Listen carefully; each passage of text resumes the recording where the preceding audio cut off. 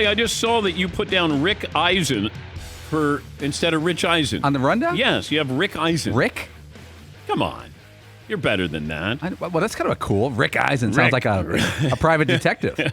Rick Eisen. No, he'd be Dick Eisen. No. Yeah. No, you're a private detective. I'm Rick Eisen. Rick Eisen. Let me just get to Rich.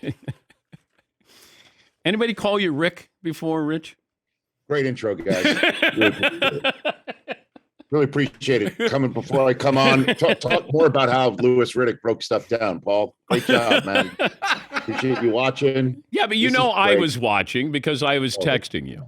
Yes, that's correct. Yes. I appreciate that. Yes, I was watching. That. Yeah. Thank you. So, Paul, you're watching Louis Riddick on the mothership, and you put down great. Rick Eisen. I have multiple TVs, Dan. I was watching Charles Davis, watching everybody.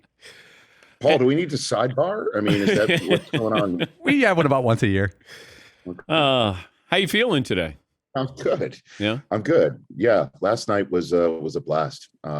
It was wild. I still can't believe we're in Vegas because this place, as you know, and the NFL have not really been intertwined that much on the forefront. I'm sure a lot of folks in this town have been very football centric, NFL centric, but I can't believe we're here, Dan. It's kind of wild. But I can't remember a draft either, though, Rich, where 3 minutes before the commissioner gets up there, we don't know who. Right. You had Ian Rappaport on. He goes, I think it's Trayvon Walker, but I don't know.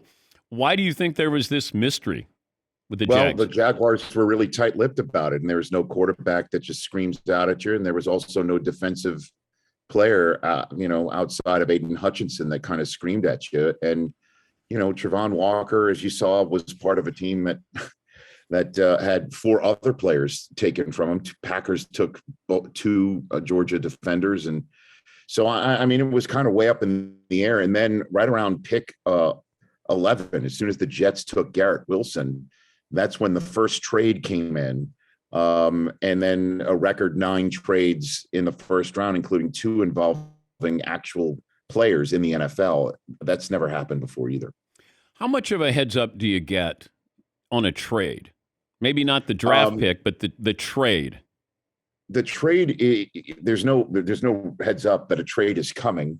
I mean, we realize it at the same time everyone else is when they switch out on the board the team that's on the clock. I have no idea. They could tell me which pick has been chosen, but we specifically ask not to know. I'm not on Twitter. I put my phone down, except to read texts from you and others who are sending it to me. But I stay off of Twitter. I don't want to know. We just want to have a reaction. And I know that might come across as we're making it up because folks at home are on their second window and know information that we don't. But that's the nature of the draft now. Can I talk to Rich, the Jets fan? Yes. Hold on a minute. Okay. He's going to go get Rich. And there he is. What's up? Hey, Rich. How are you, Dan? Hey, what did you think of the Jets draft? That was unbelievable. Honestly, there's not a very high bar to leap over when you're a Jet fan on a draft night. But I loved Sauce Gardner. I wanted that pick. I've been literally saying it on my show every day. He's exactly what the Jets need. Certainly when you've got Tyreek Hill now in the division, the Bills looking the way they looked against the Chiefs, the Dolphins now so loaded at the spot. They say to Bill Belichick, why don't you have Devontae Parker? So they need to have someone who not only can cover them, but wants to. And then to add Garrett Wilson at receiver, those are the 2 best players at their positions that Daniel Jeremiah had on his board. And then to come back in and go get Jermaine Johnson II, who was top 10 on Daniel's board as well, to get him later on in the first round and still have a second round choice tonight. That's 38th overall from the Sam Darnold trade. I think it's a coup. It's exactly what the Jets needed at those positions, and it was smart. They worked the board. I can't believe I'm saying that about a Jets draft. Unreal. What do you think of what the Eagles did? I like that too. I saw you left them out of your poll question today because they could have claim to having had the best draft last night as well. I saw you had the Giants and the Ravens there. The Giants did well with Thibodeau and Neal. I like the Ravens going with Kyle Hamilton a moment after they seemingly lost out on Jordan Davis to the Eagles, who traded up right in front of them. And then they came back in at the end of the first round as well for another player. I think the Eagles coming away with Jordan Davis and then drafting A.J. Brown and getting him to a contract that appears to be right around $20 million, $21 million a year, which is, I think, a fair market value.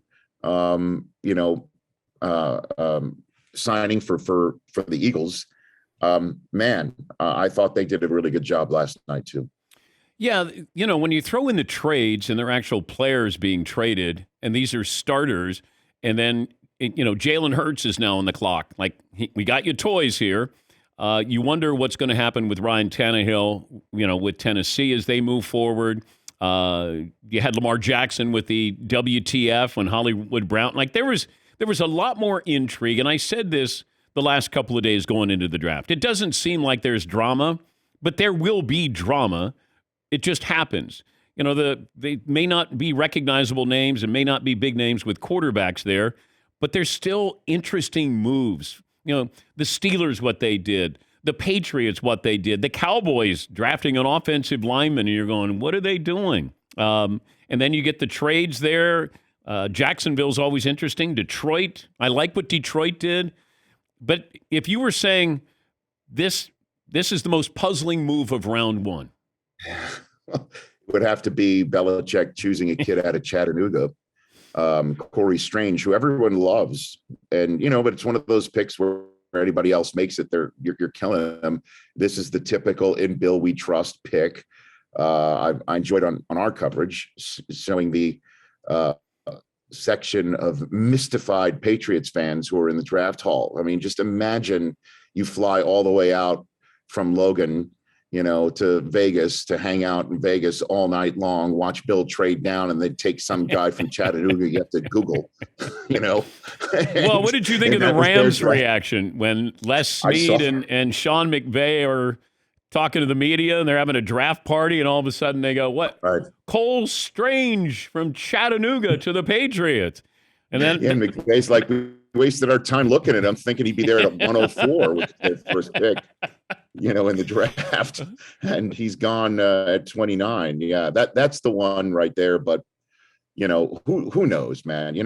Obviously the Packers need to get a receiver for Aaron Rodgers. They went and got two defenders off of one of the best defenses we've seen in college football, and we'll see what happens tonight.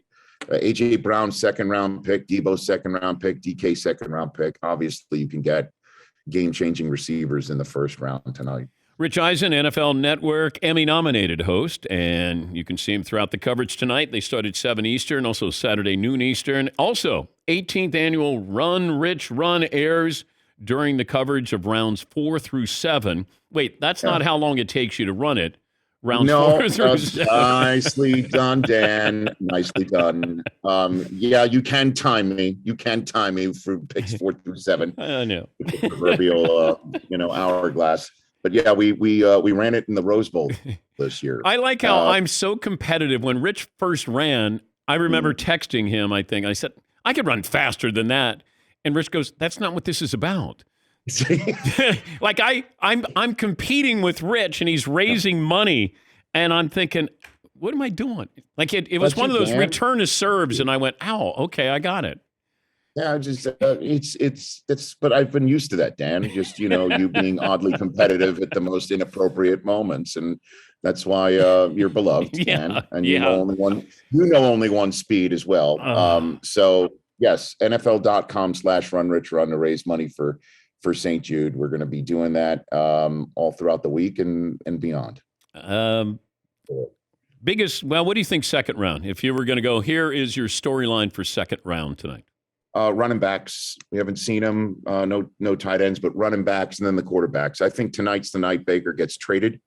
If somebody goes through the evening towards the end of the second round, don't get the quarterback they want. If Desmond Ridder and Malik Willis go off the board, and a team that wanted them didn't get them, and then they might go for Baker Mayfield. Obviously, Carolina doesn't have a pick all the way to tomorrow.